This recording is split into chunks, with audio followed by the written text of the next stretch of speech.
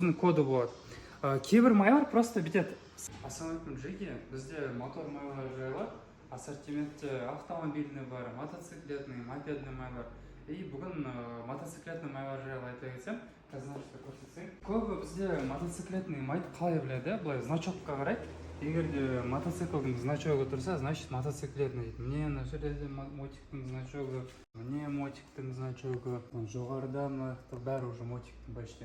Бірақ егер де мотоциклдің значогы тұрса, ол әрдайым бір четырехтактный мотоциклетный дегенді білдірмейді да. Былай қалыптасқанда, егер де четырехтактный десе, значит ол мотоцикл или мопед.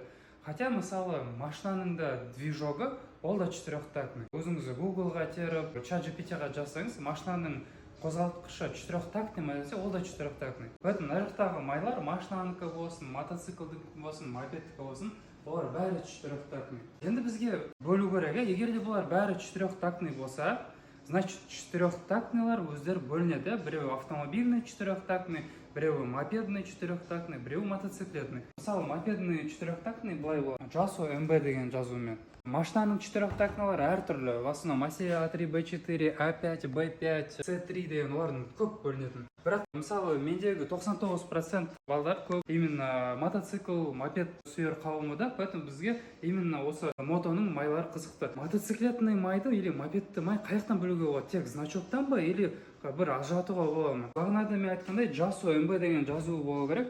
И обязательно осындай өзінің рамкасында MB или MA деген жазу болу керек. И өзінің коды жүреді. Аяқта кикста қарасаңыз, мен код M0882 GS0221. Бұл специальный код. Бұл не десеңіз, қазір аяқта көрсетсе. Специальный нашта сайт бар. jalos.or.jp. Бұл японский сайт. Сол жаққа жапондықтар тексерілген мото майларды сол жаққа регистрация жасайды. Яғни мысалы Kicks өзінің майын жасайды.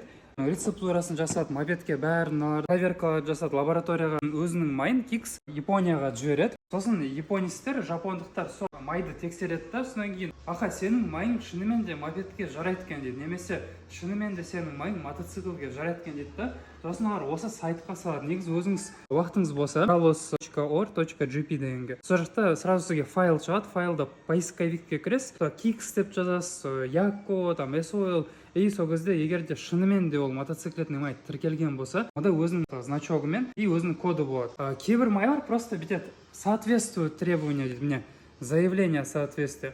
Просто олар канистраға MA2 деп жаза салады, бірақ ол просто соответствие и негізі ол ресми түрде бекітілмеген. Ол қалай істеледі? Мысалы бір завод, мысалы Unix. Unixте тоже JASO MA2 деп тұрады, нәрсте мне можешь увеличить, үлкейтіп міне. JASO MA2 деген жазу тұр. Бірақ мысалы Unixте, Kicksте сияқты мынандай жоқ. Рамканың ішінде өзінің MA или MB деген стандарты мынандай коды жоқ. Кімде бізде коды бар? Қазір Yakko'нікі неке. Көрдіңіз ба, міне мынандай өзінің коды жүреді. MA2 рамкада міне M03YC0387 деген, JASO T933 деген лабораторный проверкадан. Или SOL мысалы. Неке. SOL-да да бар, MA2 M08-2SOL006 деген. Бағанағы Jalos деген сайтқа кірсеңіз, SOL-ды терген кезде 4-ті Rider номер 7 деген линейкасының осының түрін, сол кезде осы кодпен даже шығады. Ал мыналарда просто соответствует требования дейді. Мысалы Unix майды шығарады, содан кейін олар майды шығарасын, олар бүйтеді, өздерінің проверкаларын жасайды, өздері Японияға жібермейді. Содан кейін сол проверканың өздерінің құжатын Японияға жібере салады да, біз негізі оны тексердік, бізге сенсеңдер болады дейді. И аны жапондықтар жарайды дей салады. А может жапондықтарға жібермейді, кім біледі. Тағы қандай майларда? SOL-да бар, United'тың именно MX Ultra'сында өкінішке қарай жоқ екен. Мен қарадым, просто мына жақта JASO деген қойған, бірақ өзінің жаңағы 7-8 цифрлы коды жоқ. То есть бұл просто әшейін жасағанда, бұл да просто соответствует требованию. Ол жақта андай бекітілмеген. Мысалы Kicksте SOL-да бекітілген. Ну и конечно же бұларда өздері Кореяда мықты брендтердің бірі ғой. Бұлар басқа майларға өздерінің заводынан базовый май жасап, соларға жасап береді. Мануалдың мысалы четырехтактный плюс, оларда мысалы андай именно одобрение деген рамкасымен жоқ. Бұл жақта просто соответствует деп тұр міне. Соответствиесі просто бар, бірақ андай до конца бекітілген жоқ та олар. Вот Wolf'та бар, Wolf'тың мотоциклетный майларында. Бірақ сразу айта кетейін, егер де сондай ол МА2 деген мынандай значогымен тұрса, бұл сапаны білдірмейді. То есть, ух ты, мотоциклетный екен, значит, SOL мен там Якода, Вольфта сондай МА2 бар екен, значит, ол мықты деген сөзді білдірмейді да. Себебі ол МА2 деген ішіндегі стандарт, ол тек сцепленияға байланысты да, чтобы мотоциклмен кетіп бара жатқан кезде механика кедергі болу үшін, таймау үшін, чтобы не было проскальзывания сцепления дейді. Поэтому бұл сапаны білдірмейді. Әрине, негізі бар, в теории мотоциклетный майды жасайтын компаниялар ол жаққа синтетиканы көбірек қосады. Загуститель деген компонент бар. Бірақ бұл загустительді олар қосса да болады, қоспаса да болады. Бұл МА2 деген стандарт оны бекітпейді. То есть МА2 олар бүйтіп айтпайды, мысалы, чтобы сен МА2 деген осындай значокты біздің канистрада алу үшін сен майды мықты сапада істеу керексің деген ойда емес, а именно сен майды сцепленияға таймау үшін істеу керексің дейді да. Поэтому ол МА2 деген значок сапаны емес, просто сцепленияға таймау үшін соны білдіреді, сондай тексерістерді өтті деген. Поэтому сондай жерге, егер де өзіңіз мотоциклмен жүрсеңіз, егер де мотоциклге мотоциклетный май одушевляемсеңіз, сондай значокқа мән беру керек.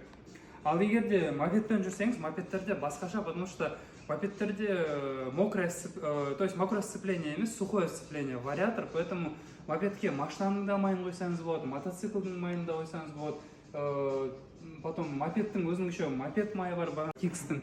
Поэтому мопедтерде әртүрлі, кейбір мопедтер мотоциклетный май қояды, әдемі болып жүреді. Кейбір мопедтер мопедтің майын қояды, оларға ұнайды. Кейбір балалар машинаның майын қояды, оларға ұнайды. Бірақ машинаның майын любойын қоюға болмайды. Орда ресурс консервинг деген бар, то есть экологияға сол тұншықтырып душить етілгенде ондай майларды болмайды. Мотоциклге, мопедтерге обязательно оңғырық болу керек, мынандай машинаның майы оңғырық болу керек, сосын ASEA A3 B4 деп жазыстыру керек мінекей. Именно обязательно ASEA A3 B4 оңғырық болу керек, и желательно API SN либо SL. SL, SN бізге жеткілікті негізі. И машинаның майы еще нормальный, сенімді бренд болу керек. Мен мысалы мына жаққа қосқан машинаның майлар көбіне танымал. Яко, потом Манол бұрыннан бері бар, потом 90 қостым. Автотематикада өте популярный май. Сол үшін 90-та қостым. Поэтому жерге осылай әрдайымда біздің мотор майлар жайлы бір ақпаратты ізденіп, сіздермен бөлісіп тұрамын. Бізге май ауыстыруға келіп, немесе просто май сатып алуға келіп кететін балаларға рахмет. Алыстан келеді. Мысалы біз Алматының анау East апорт жақтан болса, бізге West апорттан келеді, там 3-4 мыңға май ауыстыру үшін. Поэтому сендеріне рахмет, сау болыңдар.